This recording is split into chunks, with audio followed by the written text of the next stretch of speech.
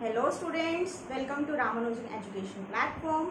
आज हम स्टार्ट करेंगे एक नया टॉपिक जिसका नाम है लिमिटिंग रिएजेंट। लिमिटिंग रिएजेंट, जैसे कि इसके नाम से पता चल रहा है कि जो रिएजेंट लिमिट में हो उसे हम क्या बोलते हैं, लिमिटिंग रिएजेंट। अब इसको हम एक बहुत ही सिंपल एग्जाम्पल से बहुत ही अच्छे तरीके से समझें। जैसे कि हम अपने घरों में सैंडविच बनाते हैं, ठीक है। सैंडविच बनाते हैं तो उसमें हमारी मॉम ने बोला कि क्या ज़रूरत है कि 2 ब्रेड स्लाइसेस की और 1 चीज़ स्लाइस की।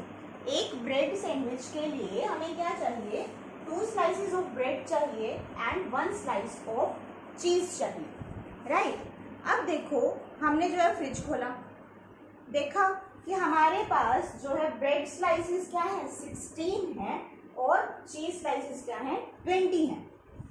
तो अब देखो, इनसे कितने ब्रेड सैंडविच बन सकते हैं, इससे कितने बन सकते हैं, 1, क्योंकि एक सैंडविच में 2 ब्रेड स्लाइसेस चाहिए, तो क्या होगा, यहाँ पर 8 सैंडविच बन सकते हैं।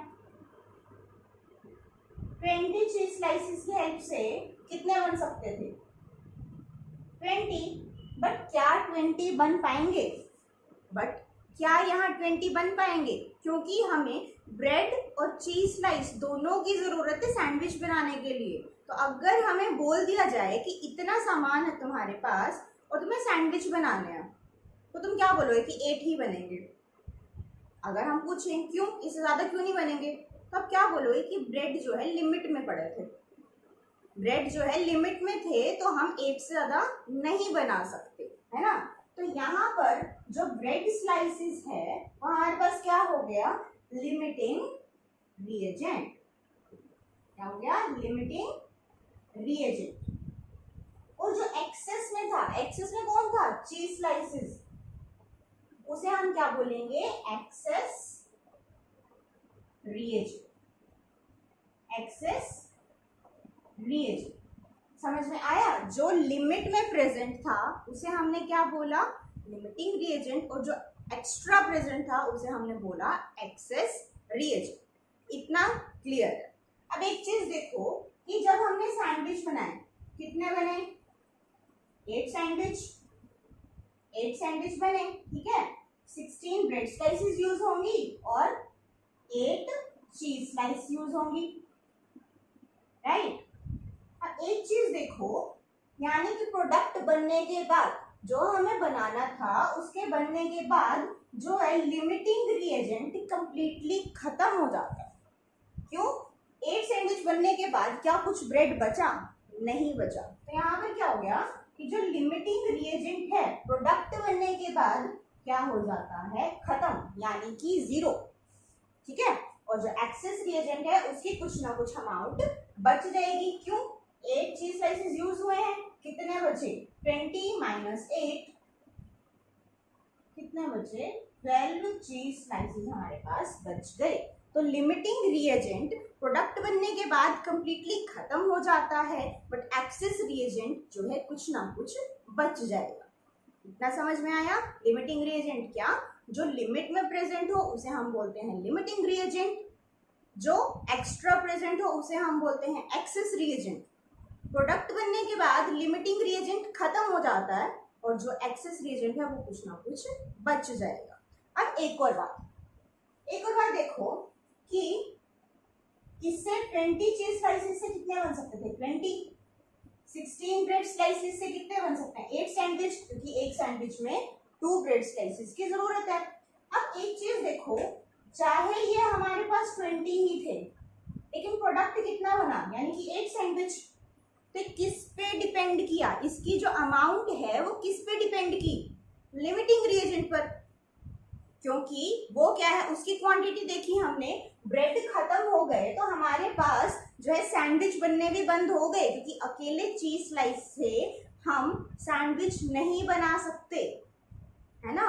तो यानी कि जो अमाउंट ऑफ प्रोडक्ट है वो किस पर डिपेंड करती है, लिमिटिंग रिएजेंट पर डिपेंड करती है। क्या, amount of product depends upon the limiting reagent. ये जो है बहुत ही इंपॉर्टेंट पॉइंट है जिसको आपको नोट करना है। क्या? Amount of product depends upon amount of limiting reagent. Amount of limiting reagent, इसको जो है स्टार लगा के नोट कर लो, क्योंकि ये हमारे पास क्वेश्चंस में काम आएगा। ठीक है, ये क्या है, बहुत ही इंपॉर्टेंट बात है कि अमाउंट ऑफ प्रोडक्ट किस पर डिपेंड करती है, लिमिटिंग रिएजेंट पर डिपेंड करती है, दूसरे पर डिपेंड नहीं करेगी। ओके, तो अब इसको जो है केमिस्ट्री के फॉर्म में समझते हैं।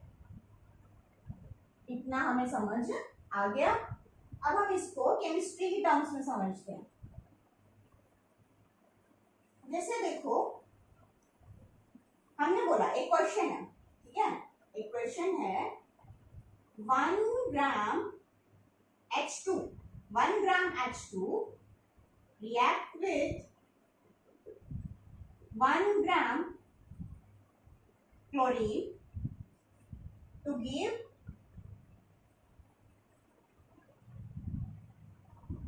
2 ग्राम HCl।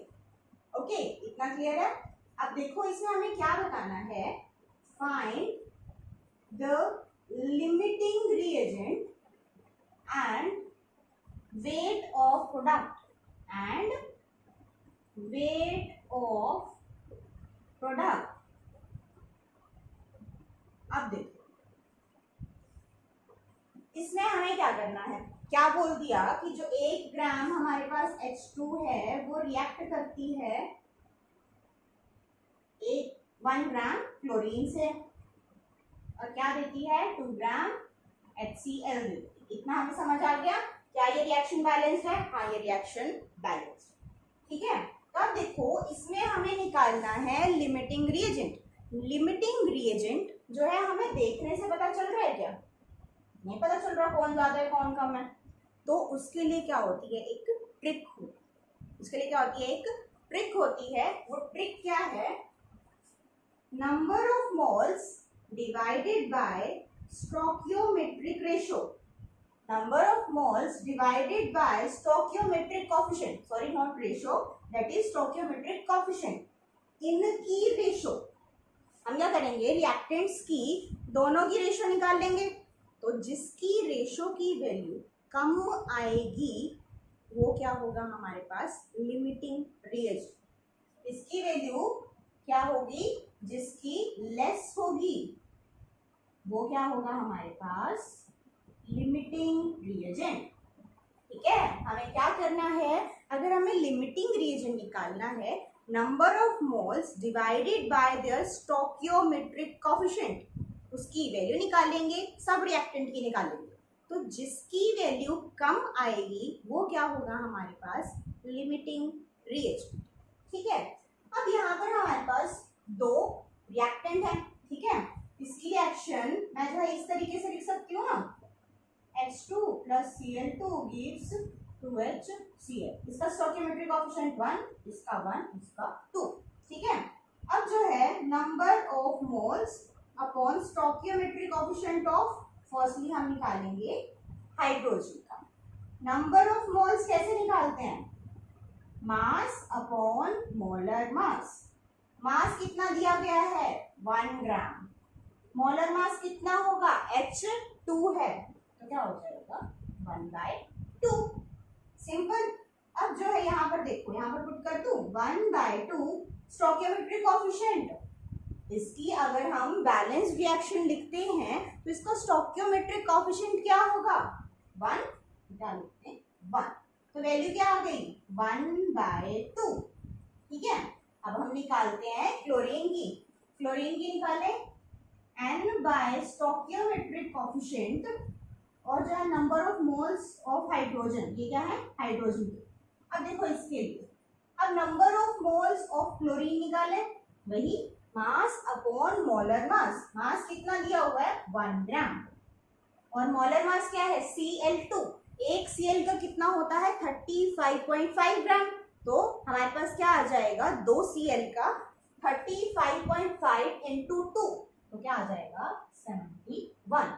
ठीक है, तो number of moles of chlorine क्या आ गया 1/71। इसकी वैल्यू पुट कर दें 1/71 डिवाइडेड बाय स्टोइकियोमेट्रिक कोएफिशिएंट 1। ठीक है, तो वैल्यू क्या आ गई 1/71। अब एक चीज देखो, इसकी आई हमारे पास 1/2 हाइड्रोजन की, और जो ये रेशो की वैल्यू आई क्लोरीन के लिए वो क्या आई 1/71। तो किसकी वैल्यू कम है 1/2 और 1/71? 1/71। तो यानी कि यहाँ पर हमारे पास जो लिमिटिंग रिएजेंट होगा वो कौन होगा, जिसकी वैल्यू कम होती है। कम किसकी वैल्यू है, क्लोरीन की। तो क्या आ जाएगा, limiting reagent is chlorine. Limiting reagent is chlorine. तो यहां से हमने इसका फर्स्ट पार्ट निकाल लिया। ठीक है, फाइंड द लिमिटिंग रिएजेंट, जिसके लिए हमने क्या किया, number of moles divided by stoichiometric coefficient. इसकी वैल्यू निकालेंगे सब रिएक्टेंट्स के लिए, तो जिसकी वैल्यू कम आएगी वही क्या होगा, लिमिटिंग रिएजेंट। ओके, वही क्या होगा, लिमिटिंग रिएजेंट। अब इतना हमें क्लियर हो गया। अब इन्होंने पूछा है वेट ऑफ प्रोडक्ट।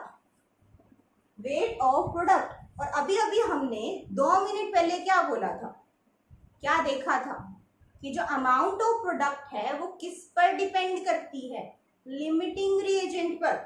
तो यानी कि इसकी हमारे पास प्रोडक्ट की जो अमाउंट है वो किस पर डिपेंड करेगी, क्लोरीन पर, क्योंकि यहाँ पर लिमिटिंग रिएजेंट कौन है, क्लोरीन है।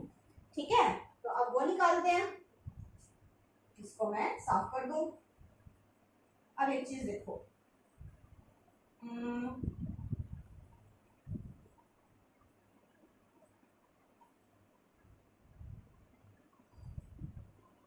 देखो अब जो है यहाँ पर मैं क्या लिख सकती हूँ, जब हम क्या करते हैं एक बैलेंस रिएक्शन लिखते हैं, और जब हम एक बैलेंस रिएक्शन लिखते हैं तो वही 1H2 + 1Cl2 gives 2HCl। तो इसको हम क्या लिख सकते हैं, लास्ट लेक्चर में हमने सीखा था क्या, 1 मोल ऑफ क्लोरीन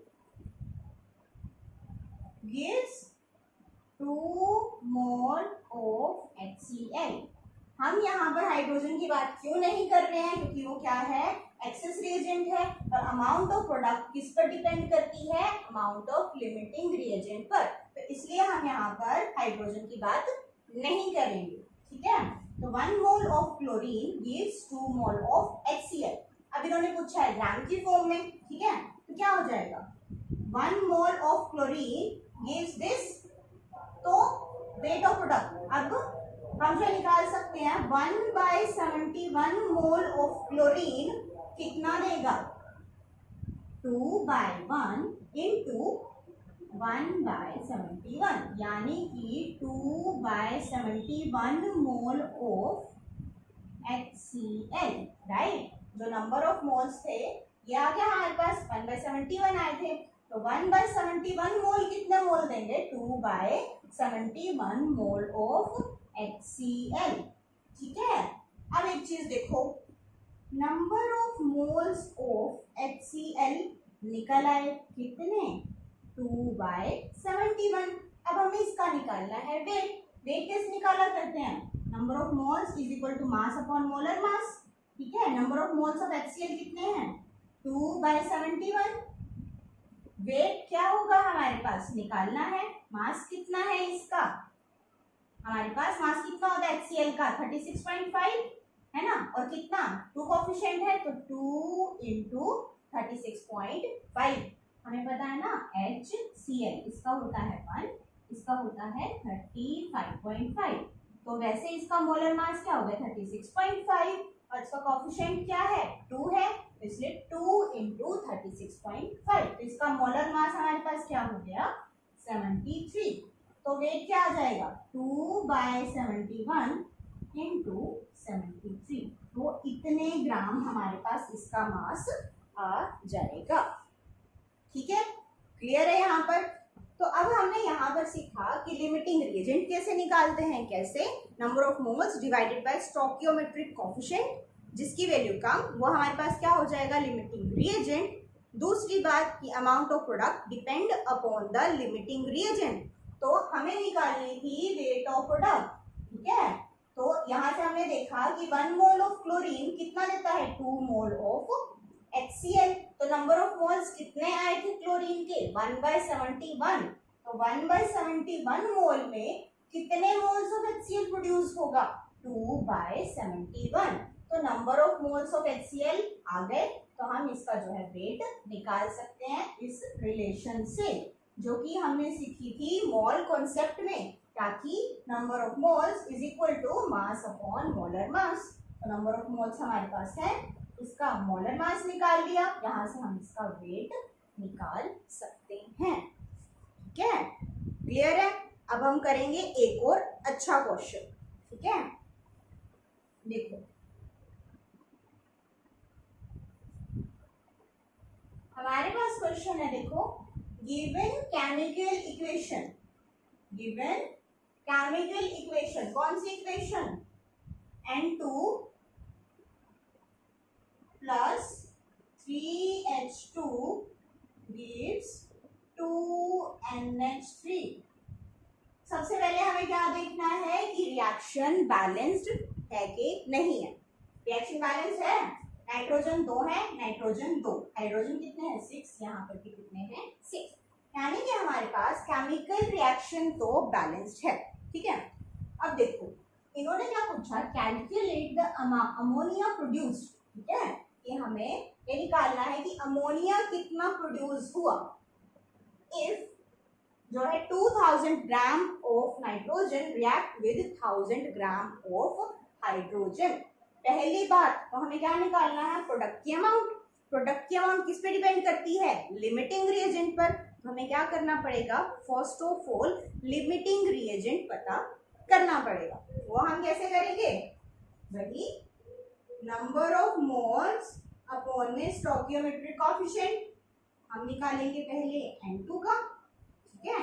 तो क्या आ जाएगा, number of moles, number of moles of N2 कैसे निकलेगा, वही मास अपॉन मोलर मास। मास कितना है 2000 ग्राम है ना, 2000 ग्राम, और मोलर मास कितना होता है, नाइट्रोजन का होता है हमारे पास 14, तो N2 2 × 14 क्या हो जाएगा 28, ठीक है। तो क्या आ जाएगा 1/4। तो हम क्या लिख सकते हैं 1/14 × 10⁻³ ठीक है। तो अब यहाँ पर पुट करते हैं, पुट कर देते हैं, क्या आ जाएगा 1/14 × 10⁻³ divided by stoichiometric coefficient of N2 क्या है 1 है, तो लिखते हैं 1। तो वैल्यू क्या आ गई 1/14 × 10⁻³। इसकी तो वैल्यू ये आ गई। अब हम निकालते हैं हाइड्रोजन की, क्या आ जाएगा number of moles upon stoichiometric coefficient of H2। Number of moles of H2 निकालने पहले वही मास अपॉन मोलर मास। मास कितना दिया हुआ है 1000 gram divided by molar mass. Molar mass कितना है यहाँ पर 3 दिए हुए हैं, ठीक है। मोलर मास क्या आ जाएगा हमारे पास 6 है ना, क्या आ जाएगा कि 3 हाइड्रोजन मॉलिक्यूल्स है हमारे पास, ठीक है। तो क्या आ जाएगा 6 ग्राम, तो इसका आ गया 6। अब इसका स्टोइकियोमेट्रिक कोएफिशिएंट, स्टोइकियोमेट्रिक कोएफिशिएंट कितना है 3 है, ठीक है। तो क्या आ जाएगा देखो 1000/6 × 3, इतनी कैलकुलेशन तो करनी आती है ना, ठीक है। तो क्या आ जाएगा 2, 1/2 × 10⁻³, ठीक है। क्लियर है। अब देखो यहाँ पर आई हमारे पास नाइट्रोजन के लिए वैल्यू आई 1/14 × 10⁻³ और हाइड्रोजन के लिए आई 1/2 × 10⁻³। तो ये वाला फैक्टर तो सेम है, तो कौन डिसाइडिंग होगा 1/14 एंड 1/2। तो कौन सा ज्यादा छोटा है दिस। तो हमारे पास लिमिटिंग रिएजेंट कौन होगा नाइट्रोजन। लिमिटिंग रिएजेंट कौन होगा नाइट्रोजन। ओके, तो अब निकालते हैं calculate the amount of ammonia produced. ठीक है। यहां से देखो हम फिर इसका अभी नहीं देखेंगे, ठीक है। क्या होगा, 1 मोल ऑफ नाइट्रोजन कितने मोल, 2 मोल ऑफ अमोनिया प्रोड्यूस करती है, ठीक है, 2 मोल ऑफ अमोनिया। अब जो है ग्राम्स की फॉर्म में पूछा हुआ है तो हम ग्राम्स की फॉर्म में लिख देते हैं। ग्राम्स में कितना, 1 मोल में कितना होगा, वही 28 ग्राम। 28 ग्राम ऑफ N2 प्रोड्यूस करती है कितना, 2 इंटू इसका होता है हमारे पास 14, इसका क्या आ जाएगा 3 यानी कि 17, ठीक है। दिस और इसको हम क्या लिख सकते हैं 34। तो ये आ गया 28 ग्राम ऑफ नाइट्रोजन कितना प्रोड्यूस करता है, 34 ग्राम ऑफ अमोनिया। इतना क्लियर है, ये तो हमने सिंपल लिखा है। अब तो कितने पे पूछा है, जब 2000 ग्राम नाइट्रोजन रिएक्ट करे तो क्या करें, 2000 ग्राम में हम इसको निकाल सकते हैं, ठीक है। तो क्या आ जाएगा 34/28 इंटू 2000, ठीक है। दिस तो यहाँ पर आ गया 7 2 जा 14, 3 आ गया, 2.4 इंटू में 10⁻³ ग्राम, 2.4 into 10⁻³ gram of ammonia produce होता है जब 2000 ग्राम ऑफ नाइट्रोजन रिएक्ट करता है ना। तो क्या हुआ कि अमाउंट ऑफ प्रोडक्ट किस पर डिपेंड करती है, लिमिटिंग रिएजेंट पर। लिमिटिंग रिएजेंट कौन है यहाँ, नाइट्रोजन। तो नाइट्रोजन को हमने लिया, अभी हम इसको नहीं लेंगे, तो क्या आ जाएगा 1 मोल ऑफ नाइट्रोजन बनाता है 2 मोल ऑफ अमोनिया। ग्राम्स की फॉर्म में निकालना है तो हम क्या करें, 1 मोल में कितना होता है 28 ग्राम, 28 ग्राम ऑफ नाइट्रोजन बनाता है 34 ग्राम ऑफ अमोनिया, और हमें निकालना है 2000 ग्राम में, तो हम जो है इसको निकाल दिया और आंसर क्या आया 2.4 इंटू 10⁻³ यानी कि 2.4000 ग्राम, ठीक है, या फिर 2.4 kg, 2.4 kg ऑफ NH3, ये भी हम इसको लिख सकते हैं, ठीक है। तो अब जो है फर्स्ट तो हमारे पास निकल आया। अब एक चीज देखो सेकेंड में, will any of the 2 reactants remain unreacted। अभी थोड़ी देर पहले हमने क्या पढ़ा था कि जो लिमिटिंग रिएजेंट है प्रोडक्ट बनने के बाद कंप्लीटली खत्म हो जाता है, तो कौन बचता है, जो एक्स्ट्रा था, जो कि जिसे हम क्या बोलते हैं एक्सिस रिएजेंट। इन्होंने क्या पूछा है, will any of the 2 reactants, दोनों रिएक्टेंट्स में से क्या कोई अनरिएक्टेड बचता है, कि कुछ लेफ्ट होगा। हाँ होगा, जो एक्सिस रिएजेंट था वो बचेगा, क्योंकि लिमिटिंग रिएजेंट तो कंप्लीटली खत्म हो चुका है ना। तो हम क्या बोलेंगे, हाँ यस, कौन बचेगा हाइड्रोजन, ठीक है। Will any of the 2 reactants remain unreacted, yes. If yes, which one hydrogen, ठीक है, which one हाइड्रोजन। इतना क्लियर है। अब इन्होंने बोला कि what would be its mass, कि जो बच गया हाइड्रोजन जितना बच गया उसका हमें मास बताओ। क्लियर है कि जितना बच गया उसका हमें मास बताओ। अब देखते हैं, देखो यहां पर देखें 1 मोल ऑफ नाइट्रोजन रिएक्ट करता है with 3 mole of hydrogen, right. वही ग्राम्स की फॉर्म में देखें तो 28 ग्राम ऑफ नाइट्रोजन रिएक्ट करता है 6 ग्राम, 3 2 जा 6 ग्राम ऑफ हाइड्रोजन, ठीक है। अब कितना रिएक्ट किया था 2000 ग्राम, तो 2000 ग्राम कितने हाइड्रोजन के साथ रिएक्ट करेगा 6/28 इंटू 2000, ठीक है, वही करेंगे, ठीक है। तो यहाँ पर क्या आ जाएगा 40/7 यानी कि 4.1 into 10⁻². इतना ग्राम ऑफ हाइड्रोजन रिएक्ट हो चुका और कितना था स्टार्टिंग में 1000 ग्राम है ना, 1000 ग्राम था तो अब कितना बचा 1000 ग्राम था, रिएक्ट कितना हो गया इतने ग्राम तो बचा कितना, तो इसमें से क्या करते हैं -1000 माइनस इसको मैं क्या लिख सकती हूँ 400 या 400 लिख सकते हैं इसको, ठीक है। तो क्या आ जाएगा लगभग 600 ग्राम ऑफ हाइड्रोजन जो है बच गया अनरिएक्टेड, ठीक है। लगभग क्या आ जाएगा या फिर इसे हम क्या लिख सकते हैं 410 ना, ठीक है। यहाँ पर क्या आ जाएगा 410 आ गया, यहाँ पर क्या हो जाएगा 590, एग्जैक्ट अगर हम निकालें तो क्या आ गया 590 ग्राम ऑफ हाइड्रोजन क्या बचा अनरिएक्टेड। ओके, समझ आ गया। फर्स्ट में हमें क्या निकालना था अमाउंट ऑफ अमोनिया यानी कि प्रोडक्ट जिसकी जो है अमाउंट किस पर डिपेंड करेगी लिमिटिंग रिएजेंट पर। तो सबसे पहले हमने लिमिटिंग रिएजेंट निकाला, फिर उसके विद रिस्पेक्ट टू हमने क्या निकाली अमाउंट ऑफ प्रोडक्ट निकाल ली, ठीक है।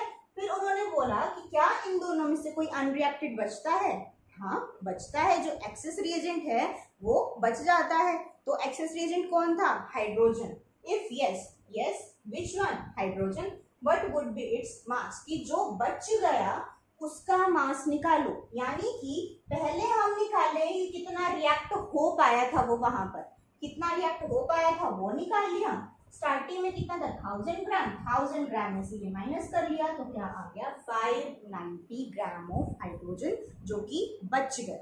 ओके